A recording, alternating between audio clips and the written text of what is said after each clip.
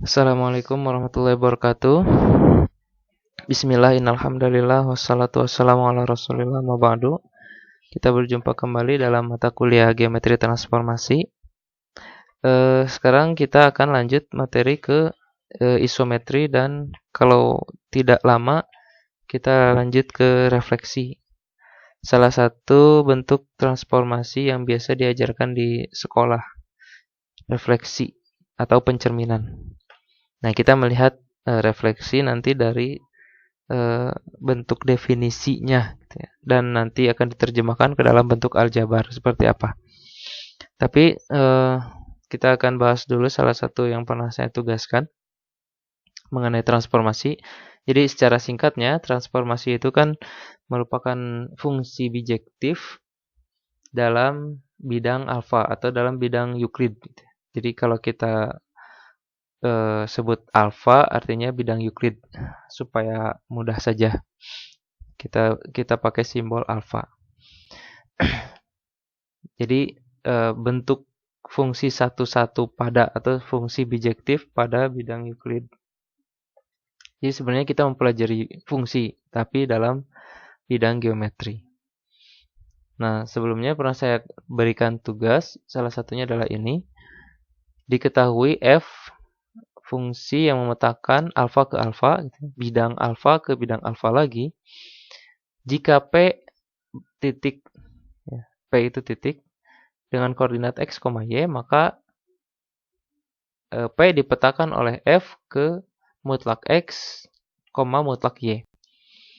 Pertanyaannya, A, tentukan FA jika A sama dengan negatif 3,6. Ini mudah ya. Asalnya A-nya min 3,6. Berdasarkan soal, FP itu adalah mutlak X, mutlak Y. Jadi, kita tinggal cari aja mutlak dari titik A kan gitu ya. FA-nya jadi sama dengan, karena A-nya min 3, nilai X dari titik A-nya min 3, maka mutlak X-nya adalah 3. 3, Y-nya 6, maka mutlak Y-nya adalah 6 juga. Jadi FA-nya 3,6. Selesai. Mudah kan? Karena bentuk fungsinya mudah. Kemudian B, tentukan semua prapeta dari titik B 4,2. Jadi kalau kita punya B 4,2, maka kita cari semua kemungkinan prapeta dari B. B ini merupakan sebuah peta di sini atau berada pada kodomain 4,2. Maka kita cari nilai prapetanya di domain. Di sini kita cari berapakah titik mana sajakah yang akan dipetakan ke 4,2. Berdasarkan fungsi F ini, maka B ini mempunyai prapeta. Ini prapeta ya. Prapeta dari B itu 1 bisa min 4, min 2, bisa min 4,2, bisa 4, min 2, atau bisa dirinya sendiri 4,2. Jadi ada 4 kemungkinan prapeta dari B. Dan keempat-empatnya ini mempunyai peta yang sama, yaitu 4,2. Kemudian yang ketiga, apakah F transformasi? Tunjukkan.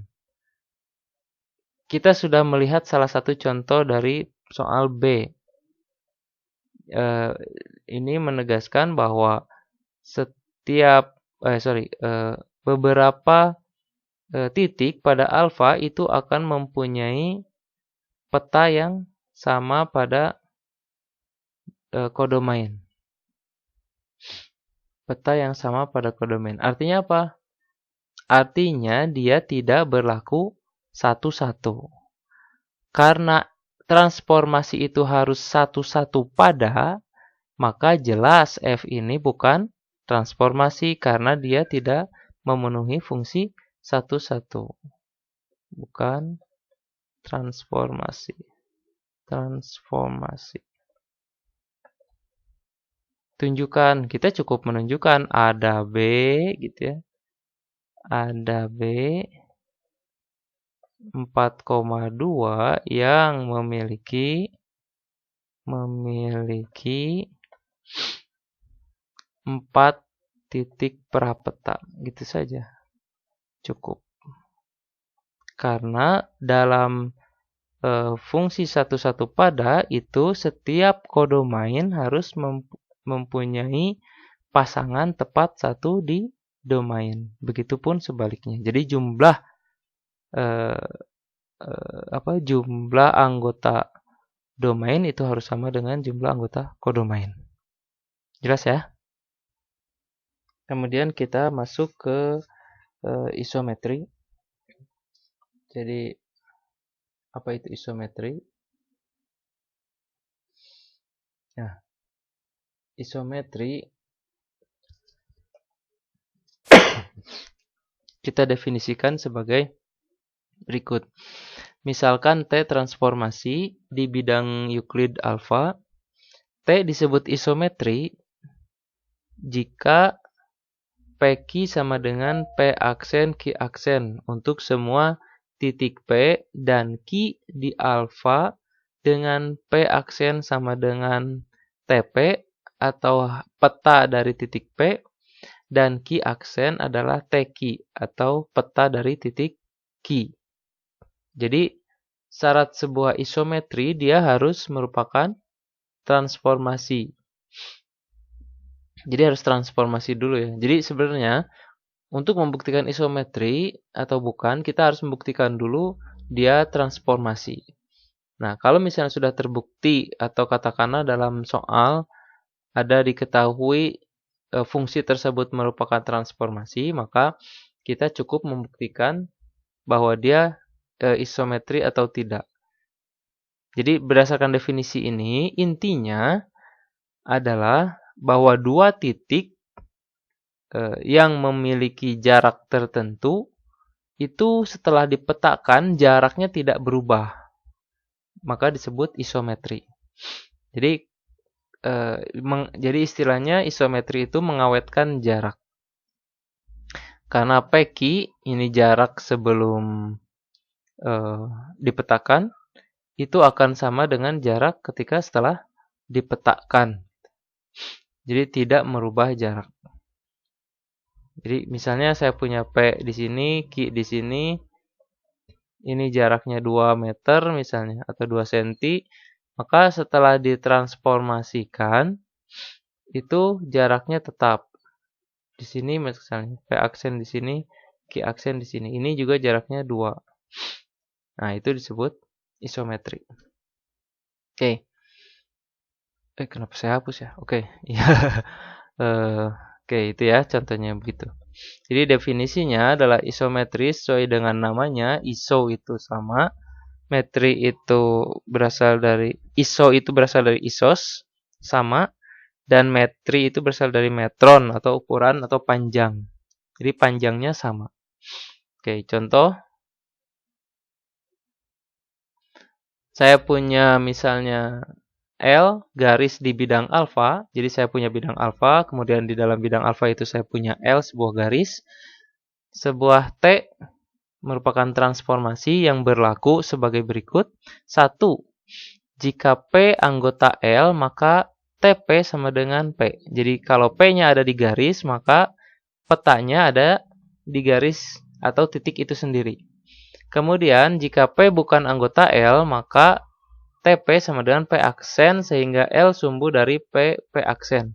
Jadi kalau misalnya P-nya tidak di garis L, maka petanya itu merupakan sebuah titik P aksen sehingga L-nya itu jadi sumbu dari P aksen.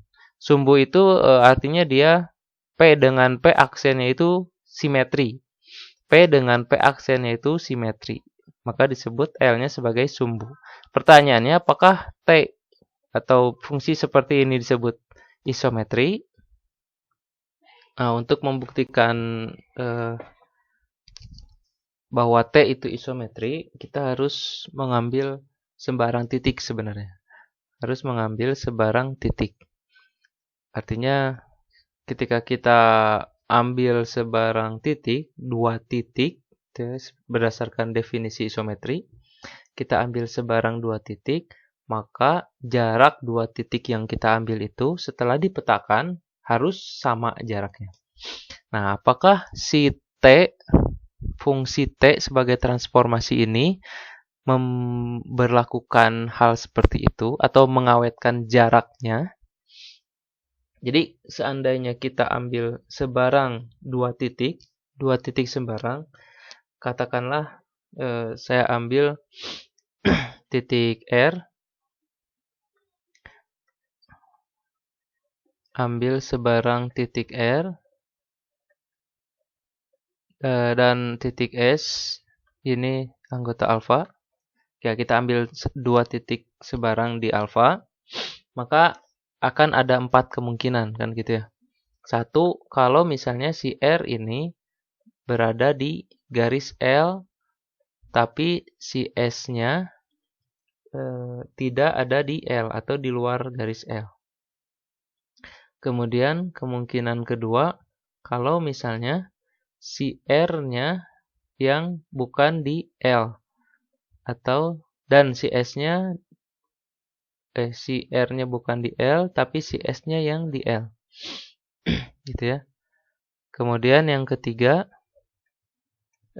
kalau misalnya R dan S-nya di L, R dan S-nya di L.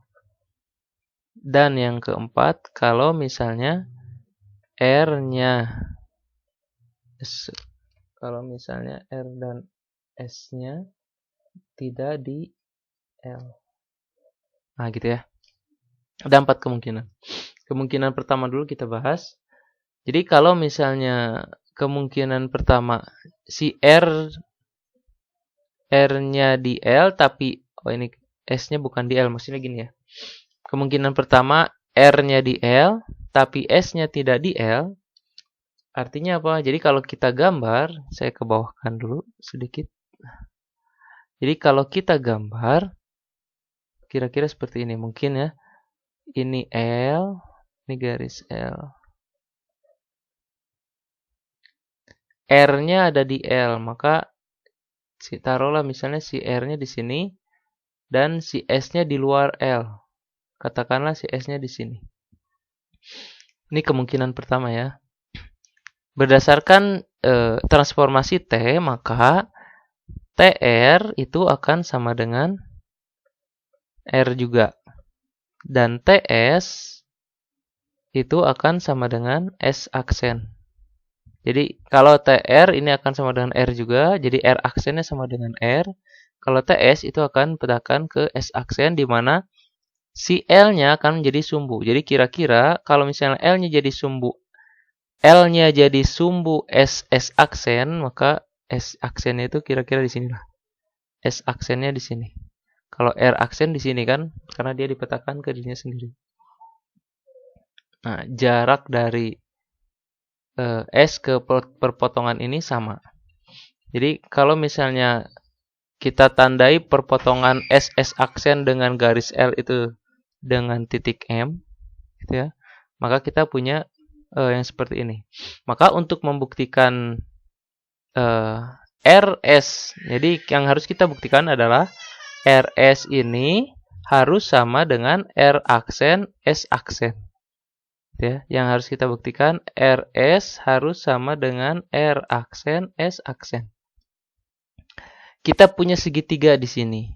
Segitiga RMS dan segitiga RMS dan segitiga R aksen S aksen.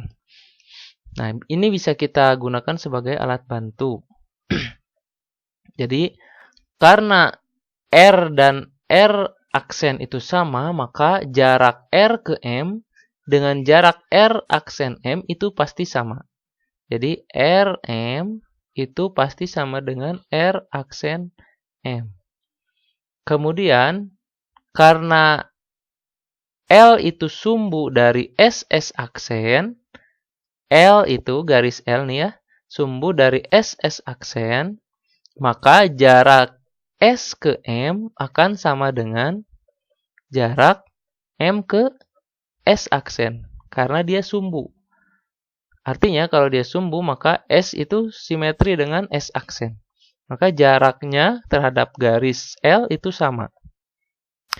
Akibatnya SM akan sama dengan MS. Sehingga satu lagi, kalau misalnya L ini sumbu, maka sudut yang terbentuk antara L dengan SS aksen pasti 90 derajat. Itu konsekuensi dari simetri. Konsekuensi dari simetri, dia pasti membentuk sudut 90 derajat atau tegak lurus, berpotongan tegak lurus. Nah, sehingga kita punya di sini segitiga RMS dengan R aksen MS aksen itu merupakan segitiga yang kongruen. Kenapa? Berdasarkan postulat sudut sisi. Kekongruenan segitiga berdasarkan postulat sudut sisi. Maka ini bisa kongruen dengan segitiga R aksen M S aksen. Kalau ini kongruen sama dan sebangun, maka kalau ini sama, pasti ini juga akan sama. RS sama dengan, maka RS sama dengan R aksen R aksen S aksen. Maka berdasarkan kasus pertama terbukti bahwa jarak RS itu sama dengan R aksen S aksen. Artinya T mengawetkan jarak. Nah, kemudian untuk kasus yang kedua, yang ini jika R tidak di L dan S-nya di L, itu sebenarnya sama seperti kasus pertama. Ya, ibaratnya kita ganti aja R-nya dengan S dan S-nya dengan L. Jadi kasusnya sama seperti yang pertama. Jadi kalaupun dibuktikan, pasti pembuktiannya sama. Jadi ini pasti kasus yang kedua ini mengawetkan jarak juga. Nah, untuk kasus ketiga, kalau misalnya R dan S-nya ada di garis L. Jadi kalau saya gambar kira-kira seperti ini. Ini L, kemudian saya punya R di sini, dan saya punya S di sini. Berdasarkan hipotesis atau berdasarkan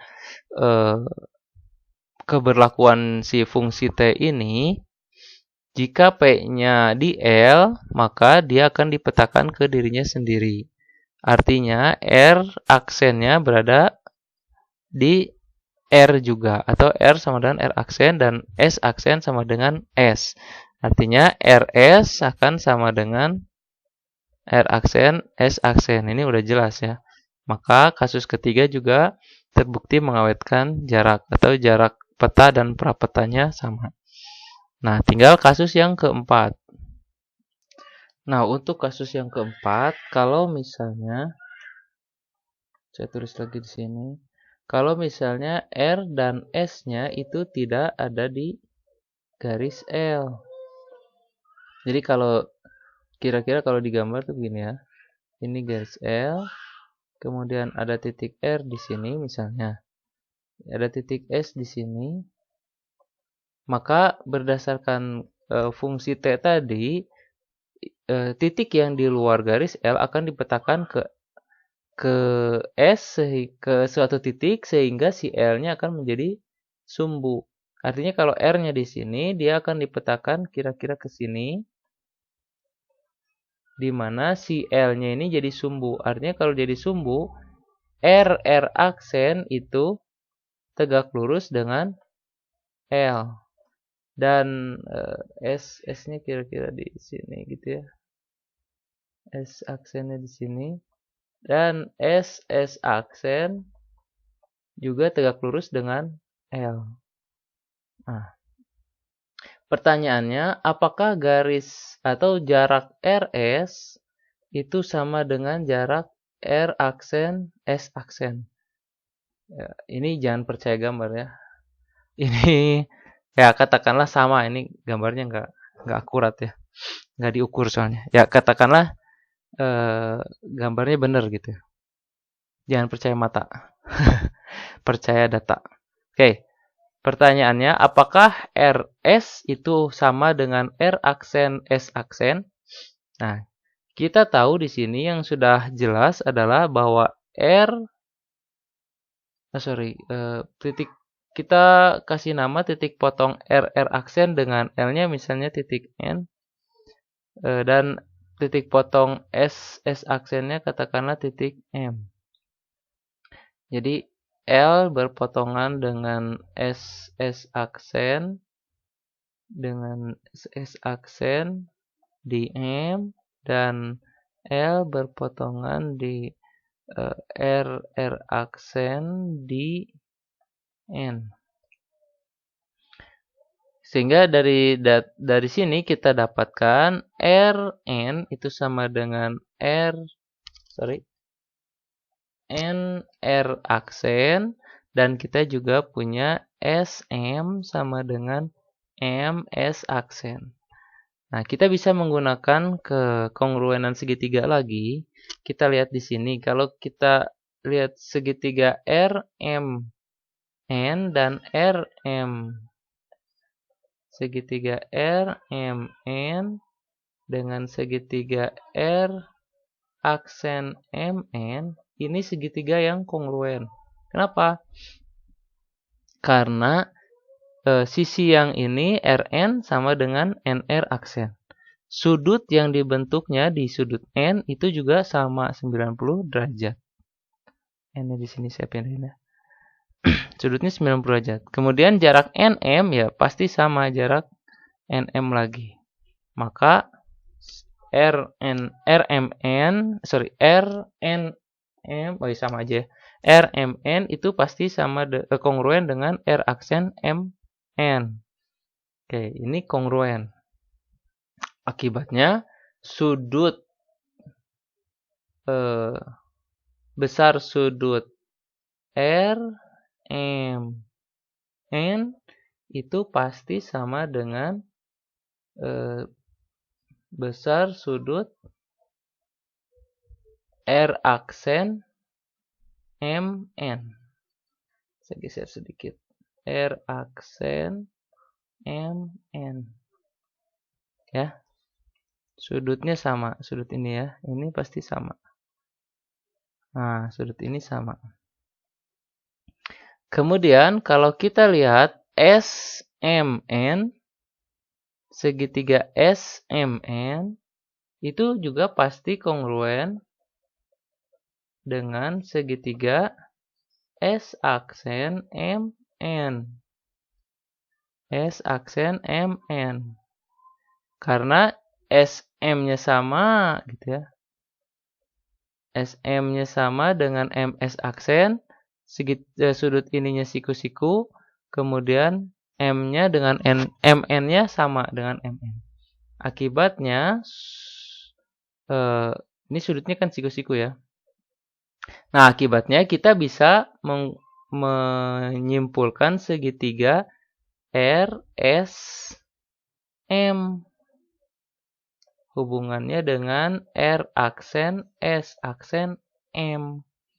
Karena sudut ini sama, nih sudut ini sama dengan sudut ini, kemudian total sudutnya adalah siku-siku 90 sama, maka sisa sudutnya nih yang ini ya.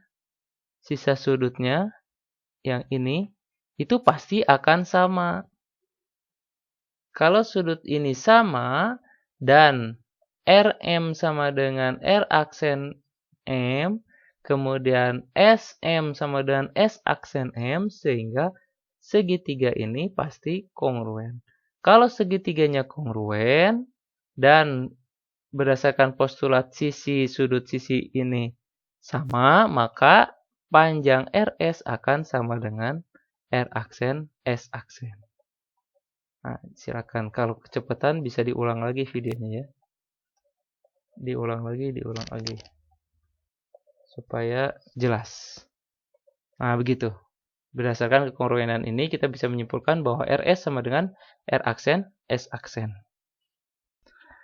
Nah, karena dari semua kasus dari 4 kasus tadi, itu ternyata semuanya terbukti bahwa jaraknya tidak berubah antara prapeta dengan petanya. Kesimpulan akhirnya adalah bahwa transformasi T yang tadi, transformasi T dengan ketentuan tadi di atas yang 2 poin itu. Nah, yang ini, transformasi ini merupakan isometri. Jadi, menjawab pertanyaan apakah T isometri? Ya, benar bahwa transformasi T isometri. Oke, cukup dulu ya untuk isometri. Jika ada yang ingin ditanyakan, silakan. Seperti biasa saya terbuka. Bisa email, bisa WA, atau bisa di kolom komentar. Terima kasih. Kita tutup pertemuan hari ini. Subhanakallahumma bihamdika asyhadu an la ilaha illa anta astaghfiruka wa atubu ilaik. Assalamualaikum warahmatullahi wabarakatuh.